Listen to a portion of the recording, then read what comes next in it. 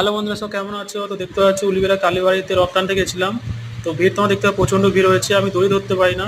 এবং রথ টানতে টানতে আসছিলাম যখন, তখন ধারে ধারে যে ক্লাবগুলো ছিল সেই ক্লাব এসে হচ্ছে আমাদেরকে মিষ্টি জিলিপি সব দিচ্ছিল।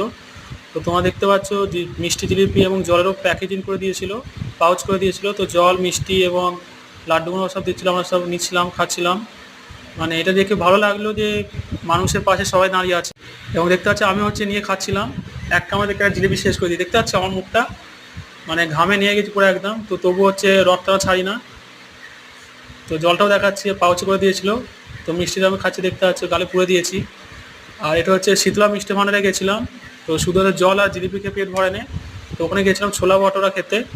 দেখতে পাচ্ছি ছোলা ভটোরা নিয়েছিলাম, এটা ছিল গুড্ডু, দুটো সিঙ্গারা নিয়েছিলাম বড় বড় পানির। তো এই টোটাল হচ্ছে খাবারের দাম পড়েছিল হচ্ছে 43 টাকা।